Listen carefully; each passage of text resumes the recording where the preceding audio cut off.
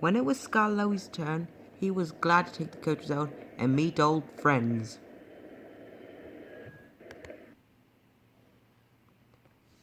He met Rusty down the line.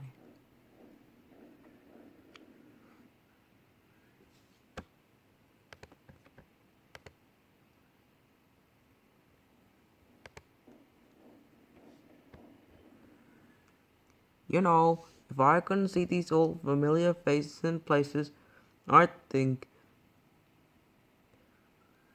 I was on a different railway. You've done wonders with these rails. Rusty smiled. Well, we hoped you would. Mr. Hugh, our foreman said, Rusty, Scarlowy's coming home. Let's mend the tracks so well that he won't know where he is. And we did, and you didn't, if you take my meaning. Scarlowy smiled. He liked this hard-working diesel. There's still one bad bit, said Rusty. And it's just before the first station. We hadn't time. Never mind, said Scarlowy. It's better than we thought. Maybe better, but it's not good. An engine might come off if he isn't careful with his train. Peter Salmon's the hand'll take care, and so do you. But I'm worried about Duncan. He will do rock and roll. I shouldn't like his passengers hurt. What's that about me? I'm a plain engine, and I believe in plain speaking. Speak up and stop whispering in corners. Rusty told Duncan about the bad bit of rail and warned him to be careful. Ha! Ha! He grunted. I know my way about, thank you. I don't need smelly diesels to tell me what to do. Rusty looked hurt.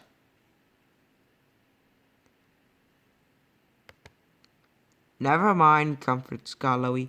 You've done your best. He said no more, and thought a great deal. Next day, Rusty left Duncan to fetch his own coaches.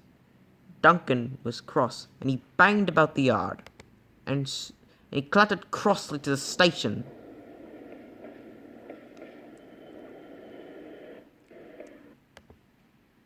James was there already.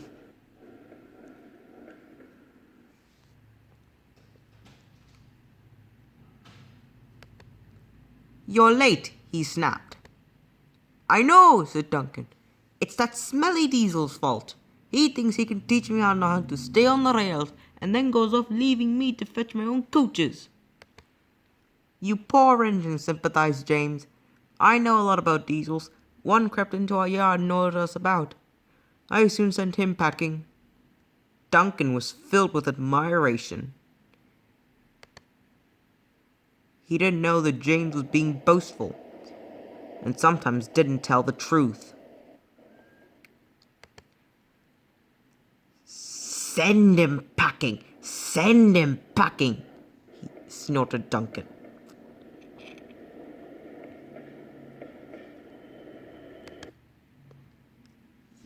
He climbed the first hill furiously.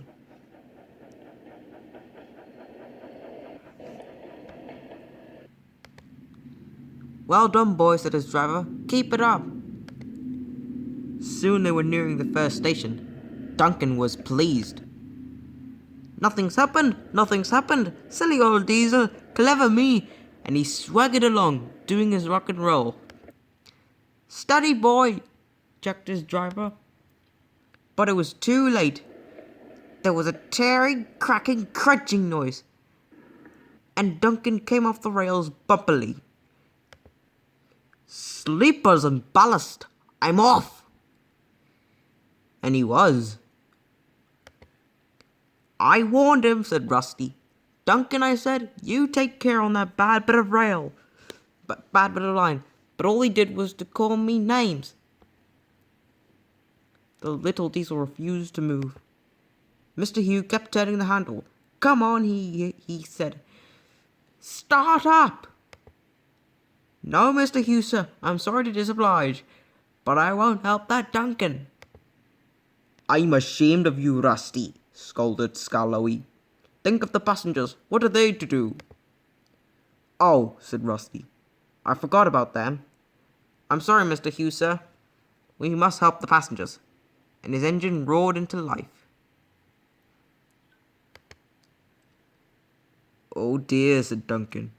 Now everyone will know how silly I have been.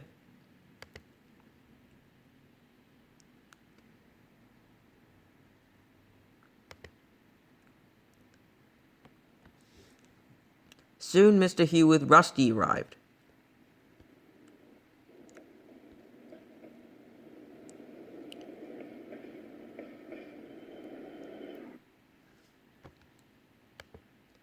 Mr. Hugh showed the passengers how to use them.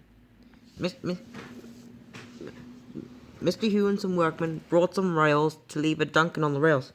Mr. Hugh showed the passengers how to use them, and they soon levered Duncan back on the rails.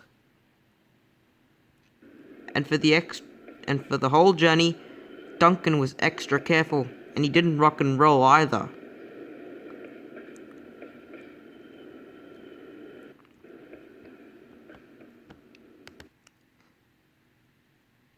That night he backed down next to Rusty. Rusty, I'm sorry I was rude. Rusty, thank you for helping me. I'm sorry I was rude to you. That's all right, Duncan.